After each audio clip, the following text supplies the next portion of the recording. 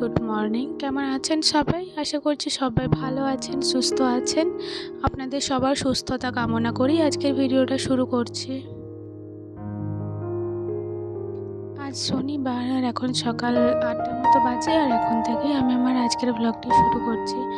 আশা করছি আপনারা স্কিপ না করে পুরো ভিডিওটি দেখবেন।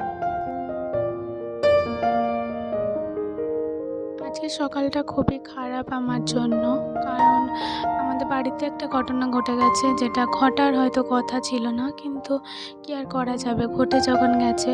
তো মনটা খুবই খারাপ, মানে আমার শ্বশুরবাড়িতে না, আমার বাপের বাড়িতে। মনটা আমার খুবই খারাপ, কিন্তু কি আর করব, এই যে ঘরের কাজকর্ম করছি, ভাবছিলাম আজকে আর ভিডিও বানাবো না, কিন্তু তারপর ভাবলাম যে না, যাই হয়ে যাক, ভিডিও বন্ধ করলে চলবে না।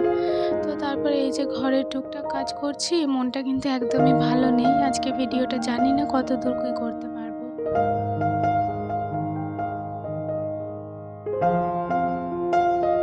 আপনাদের সবার কাছে আমার একটাই অনুরোধ, যে আমার বাড়িতে যে ঘটনাটি ঘটেছে সেটা যেন খুব তাড়াতাড়ি ঠিক হয়ে যায়, আর ওটার জন্য যেন কারোর কোনো ক্ষতি না হয়।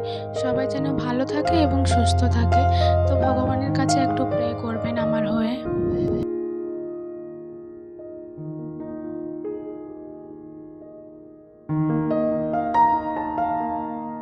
বাড়ির কাজকর্ম করার একটু ইচ্ছা নেই সত্যি বলতে, তবুও সকালে তো ওই ধারের কাজকর্মগুলো সেরে এসেছি, এবারে এই ধারের এই ঘরটার মোছামুছি করছি।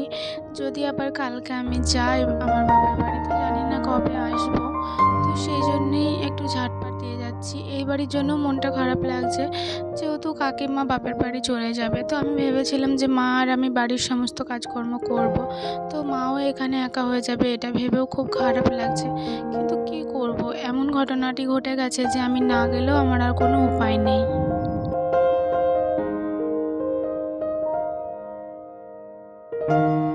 আজ সকালে তো মাই চা করেছিল, যেহেতু আজকে শনিবার, বাবা হাট যাবে, তো মা ওই জন্য চাটা করে দিয়েছিল। তো আমি সকালবেলা উঠে পরে ভিডিওটি এডিট করে ওই ধারে চাটা খেয়ে পরে এলাম। তারপরেই আমি বাড়িতে ফোন করেছিলাম, দিয়ে জানলাম যে এই ব্যাপার। তো এখানে কিছু বাসনও পড়ে গেছিলো, মা তো হাঁটতে চলে গেছিলেন সকালবেলা। আর আমি ঠাকুমাকে বলে এসেছিলাম যে ঠাকুমা একটু কাকুদেরকে খেতে দিয়ে দেবেন, এখনও পর্যন্ত কেউ ওঠেনি, তাহলে আমি ওই বাড়ির কাজকর্মগুলো করে আসি। তো এসে পরেই এইসব ঘটনা শুনছি। তো তারপরে এই যে যে বাসনগুলো পড়েছিল ওগুলো ভাবলাম একটু ধুয়ে দিই, তো ওটাই ধুয়ে দিচ্ছি। আর এই যে যেটাই করে ঘর-টর মুছে এলাম ওই ধারে, তো ওটাও একটু মেলে দিলাম। কলপাড়টা দুদিন আগেই পরিষ্কার করা হয়েছে, সেজন্য দেখতে খুবই ভালো লাগছে।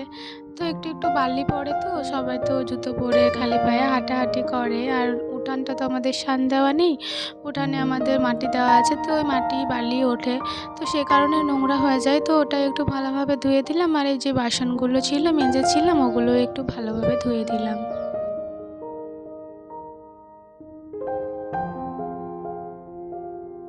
আজ সকালে মিষ্টুকে পড়ানোর আমি সময় পাইনি, আর এই ধারের কাজকর্ম যেহেতু হয়নি, তো ব্যাগটাও ওই ধারেই রেখে দিয়েছি, ওই ধারেই অল্প কটা পড়ে পড়ে দিয়ে ওই ব্যাগটা নিয়ে এলাম, আবার রেখে দিলাম। তারপর আজকে ভাবলাম মিষ্টুকে স্নানটা করিয়ে দিই। আগে আমিই করাতাম, কিন্তু এখন কাকিমাই করান, তো আমার আর করানো হয় না, কারণ আমি তাড়াতাড়ি স্নান করে নিই। তো তো আমার স্নান করার পরে আর স্নান করালে আমার জামা কাপড় ভিজেই যায়, তো সেই জন্য আমি আর করাই না, কাকিমাই করিয়ে দেয়।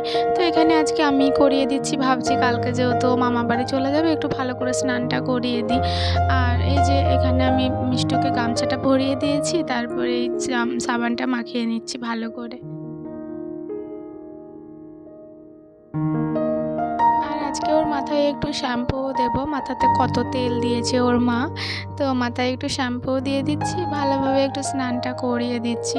মিষ্টুর জন্য মনটা খারাপ লাগছে, এখানে থাকলে যেন মিষ্টু না থাকলে ভালো লাগে না। হ্যাঁ, সারাদিন এখনও আমার কাছে থাকে না, কিন্তু দুপুরবেলা খাওয়া দাওয়ার পর আমার কাছে থাকে, কারণ ও তো এখন স্কুল যায়, আগে তো স্কুল যেত না, সকাল টাইমে যেত। তো খুবই ভালো ছিল সেই দিনগুলি, তো এখনও বেশ ভালোই আছে।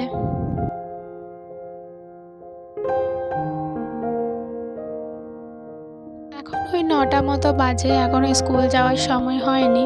তো তাও আমি ওকে একটু জামাটা পরিয়ে দিলাম, এটা পরে কিন্তু স্কুল যাবে না, ঘরে পরেই থাকবে। তো তারপরে একটু চুলটাও ভালোভাবে মাথাটা শুকিয়ে নিলাম গামছায় করে, দিয়ে চুলটাও আঁচড়ে নিলাম। আর এই যে এই মুহূর্তে আমার স্নান হয়ে গেছে। তো আপনারা তো জানেনই যে স্নানের পরে আমি ঠাকুরকে জপ করি।